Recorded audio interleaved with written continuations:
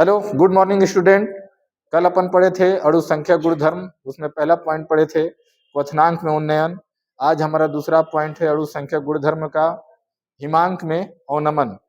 तो हिमांक में अवनमन जानने से पहले हिमांक का परिभाषा जानना जरूरी है। तो हिमांक का परिभाषा क्या है, आप लोग गौर से सुनेंगे कि वो सरल शब्दों में कहेंगे तो वह ताप जिस पर कोई भी द्रव ठोस बनना शुरू कर देता है, उस ताप क्रम को ही क्या बोला जाता है, हिमांक बोला जाता है।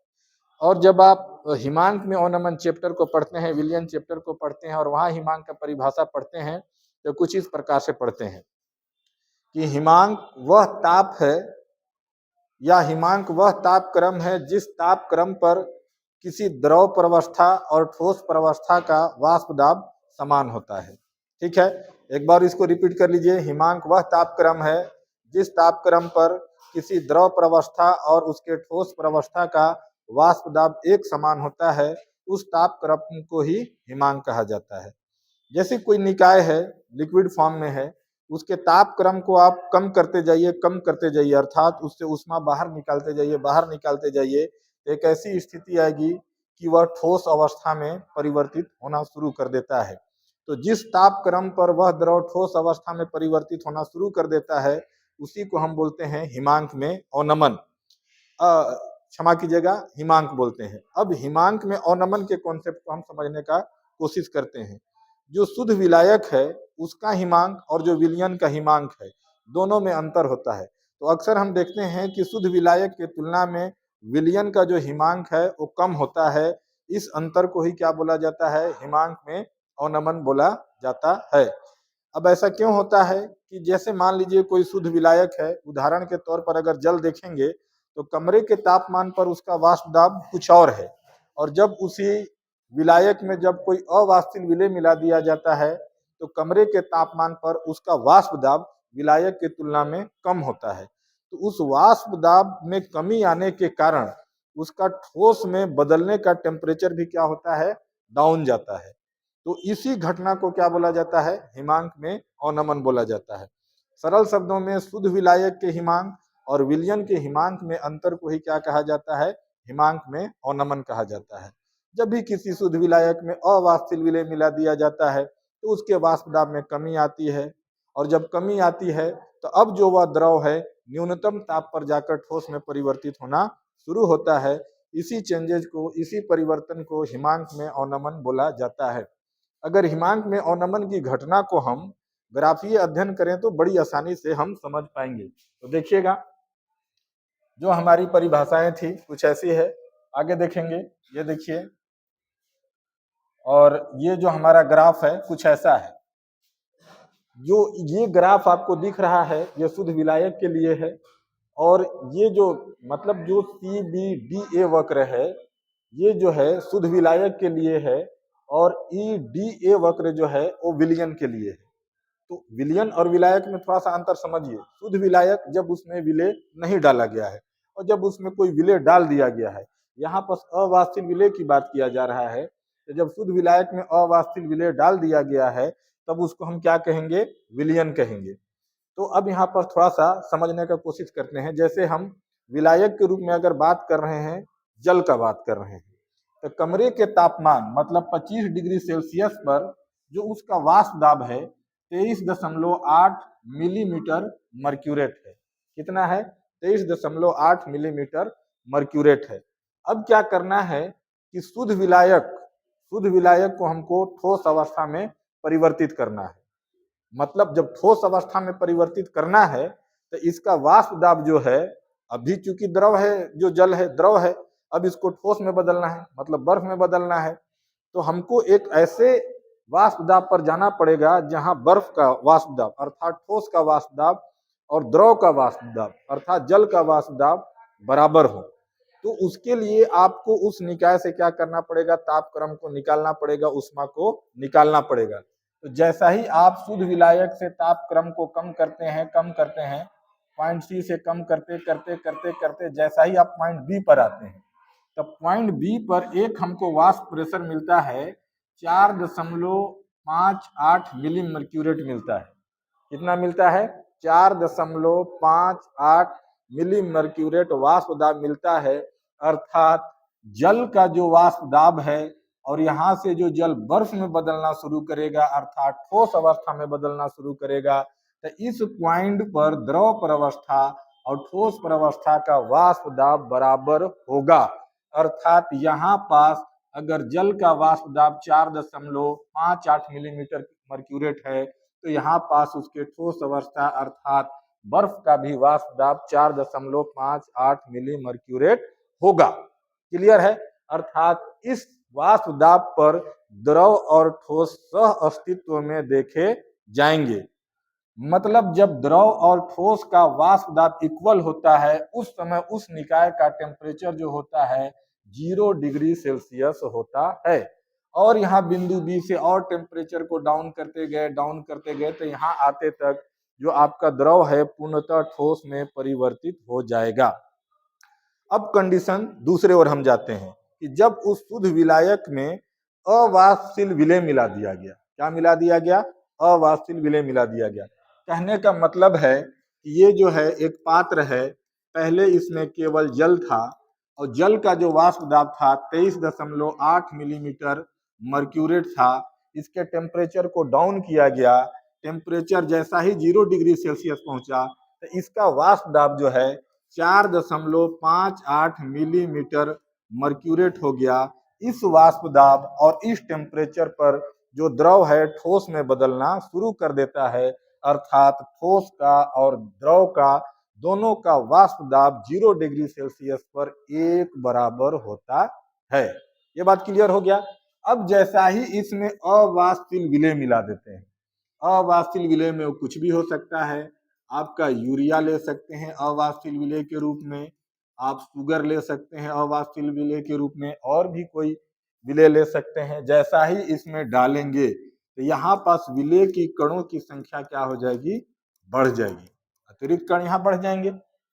जब जब कण बढ़ेंगे तो होता क्या है कि इनके अणुओं को क्या कहता है, जो विलायक के पहले से कण अवेलेबल थे अब जो है विलेय के कण डाल दिए गए हैं, तो विलायक और विलेय के कण एक दूसरे को इंटरेक्शन द्वारा वाष्पन से क्या करते हैं? रोकने लगते हैं।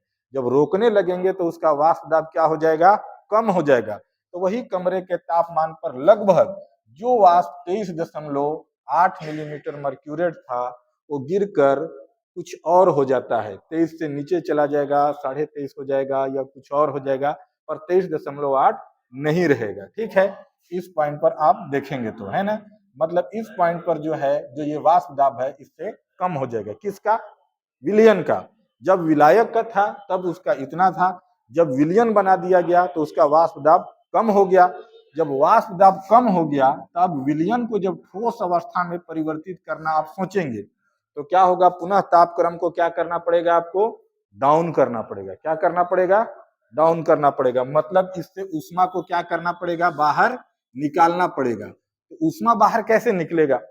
पहले तो विलायक के कण मौजूद थे, उसमें उसकी अंतर्निहित कुछ ऊष्मा होगी। अब उसमें विलेय के कण मिला दिए तो उसकी अंतर्निहित ऊष्मा भी कुछ होगी। तो पहले के तुलना में आपको क्या है? माइनस में आपको टेम्परेचर तक जाना पड़ जाएगा और डाउन चला जाएगा।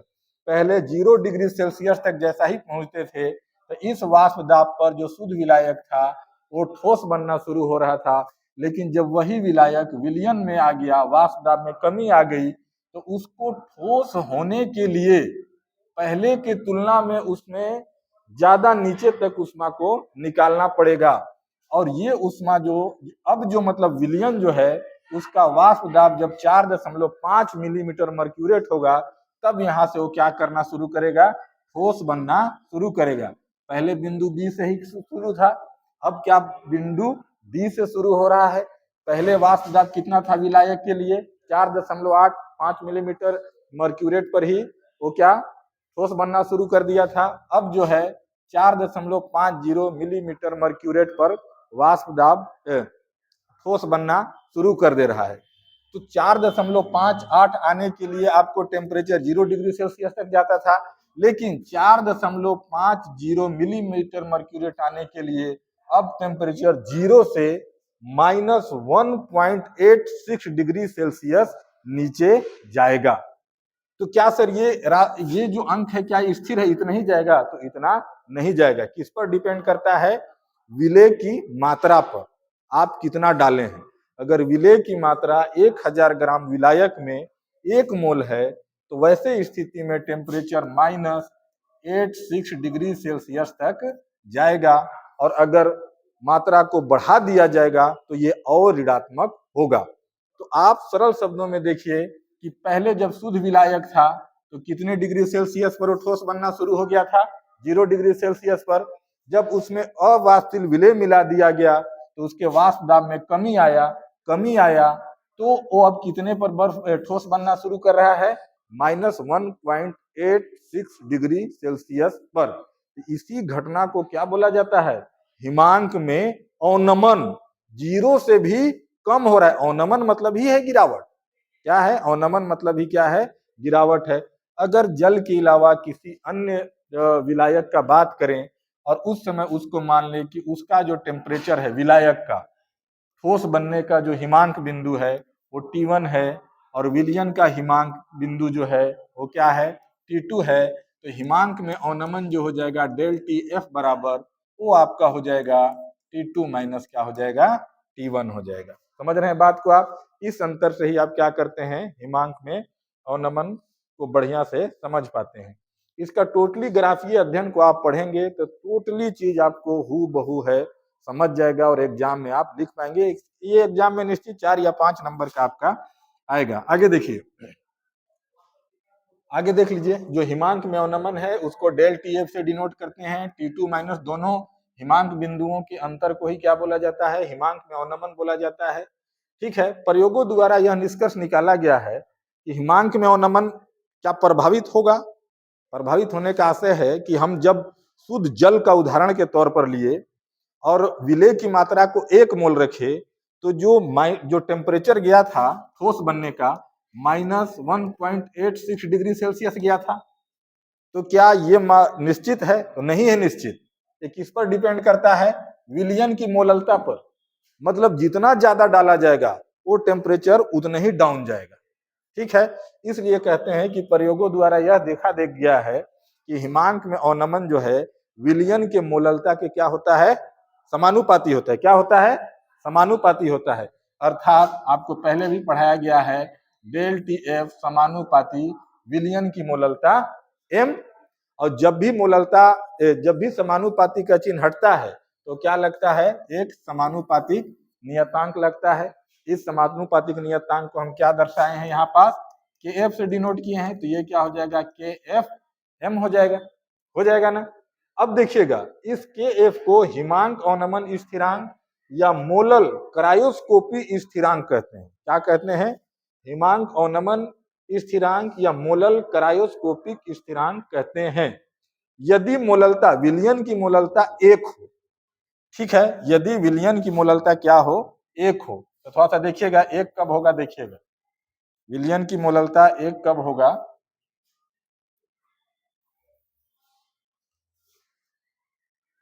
विलयन की मोललता इतना ही मैं आप लोग को समझा देते हैं।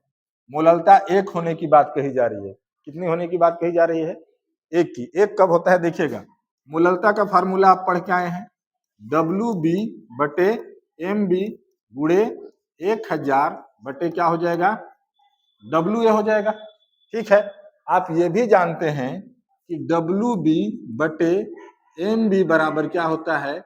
मोलों की संख्या NB। ठीक है। तो जब NB का वैल्यू क्या होगा? 1 होगा। 1 कब होगा?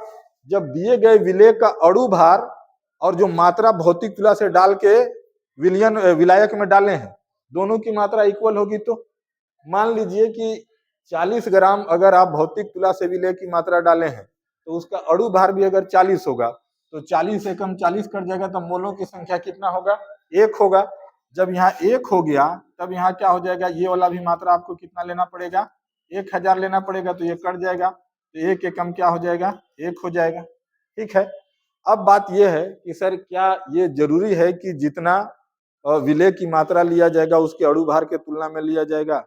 तो सिर्फ वो जरूरी नहीं है, विलायक की मात्रा भी जरूरत है। समझ रहे हैं बात को आप? मान लीजिए कि 40 ग्राम और 40 ग्राम मतलब ऐसे आप विलेय का निर्धारण किए कि जिसका मॉलिक्यूलर वेट कितना है, 40 ग्राम है, और उसका जो आप भौतिक तुला से डाल के मात्रा जो डाले विलायक में वो भी 40 ग्राम है, तो उस समय मोललता 1 है। जब विलायक का मात्रा कितना है, 1000 है, लेकिन 1000 ग्राम है। अगर विलायक का मात्रा 500 ग्राम है तो मोललता ऑलरेडी कितना हो जाएगा, 2 हो जाएगा, बढ़ जाएगा, वो सांद्रता क्या हो जाएगा, बढ़ जाएगा, है ना। ये सब पर डिपेंड करता है, ठीक है। तो इस कंडीशन में अगर मोललता 1 है तो यहाँ पास आप क्या कर देंगे, एम की जगह क्या रखेंगे, 1 रखेंगे, तो के एफ एकम क्या हो जाएगा, के एफ हो जाएगा। अर्थात यहाँ पास जो हिमांक अवनमन स्थिरांक है, हिमांक में अवनमन के बराबर होगा। और जब इसको परिभाषित करेंगे तो कुछ आप इस प्रकार से परिभाषित कर सकते हैं।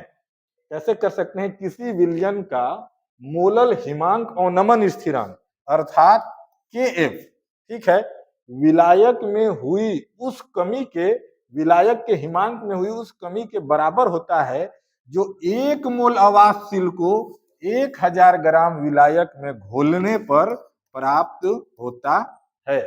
हम देख लिए कि 1 मोल घोलने पर जो हिमांक में अवनमन होगा वो उतने ही हिमांक में अवनमन स्थिरांक के क्या होगा, बराबर होगा। आगे देखते हैं, हिमांक में अवनमन की सहायता से किसी भी अवाशशील विलेय के आणविक द्रव्यमान का क्या किया जा सकता है, निर्धारण किया जा सकता है, ज्ञात किया जा सकता है। कैसे ज्ञात किया जा सकता है, देखिएगा, आप पीछे पढ़ के क्या आए हैं, आप पढ़ के हैं डेल टी एफ बराबर के एफ, और क्या पढ़ के आए हैं, एम पढ़ के आए हैं। यदि आप इसको समीकरण 1 मान लेते हैं, ये समीकरण 1 मान लिए, और डेल टी एफ यहाँ पर देखिएगा एम का वैल्यू को लिखते हैं, और एम का वैल्यू जो है डब्ल्यू बी बटे एम बी गुणे क्या हो जाएगा, 1000 बटे क्या हो जाएगा, डब्ल्यू ए हो जाएगा। तो अब यहाँ पास इस एम के वैल्यू को यहाँ रखेंगे तो स्थिति क्या बनेगा आगे, डेल टी एफ बराबर के एफ, और एम के जगह पूरा वैल्यू को लिखेंगे डब्ल्यू बी 1000, और इसके बट्टे में है एम बी इंटू क्या है, डब्ल्यू ए है। आपको इसका मान निकालना है तो एम बी के गुणा यहाँ कर दीजिए, तो एम बी बराबर क्या हो जाएगा, के एफ, और ये डब्ल्यू बी, और क्या हो जाएगा 1000, और यहाँ आपका डब्ल्यू ए पहले ही से अवेलेबल है, और ये डेल टी एफ का गुणा हो जाएगा नीचे। इस सूत्र के माध्यम से आप किसी भी अवाशशील विलेय के आणविक द्रव्यमान का निर्धारण कर सकते हैं। अगर ये वाला डिजिट डेल टी एफ दिया रहेगा तो, अगर डेल टी एफ नहीं दिया रहेगा बल्कि विलायक का हिमांक बिंदु दिया रहेगा और विलयन का हिमांक बिंदु दिया रहेगा, उस समय आप पढ़ के आए हैं डेल टी एफ बराबर T2 माइनस T1। तब इस समय फार्मूला में हो जाएगा एम बी बराबर के एफ डब्ल्यू बी गुणे 1000 बटे T2 minus T1 into W A. तो इस सूत्र के माध्यम से अर्थात हिमांक में अवनमन की सहायता से किसी भी अवाशशील विलेय के आणविक द्रव्यमान का निर्धारण किया जा सकता है। क्लियर हो गया ये बात। आगे देखिएगा, हिमांक में अवनमन के कुछ उपयोग भी हैं, है ना। 2 महत्वपूर्ण उपयोग हैं जो आपके बुक में भी दिए हैं और कई बार एग्जाम में पूछे भी जाते हैं। आपको मालूम है जो जल का जो हिमांक बिंदु है, पानी का जो हिमांक बिंदु है कितना है, 0 डिग्री सेल्सियस है।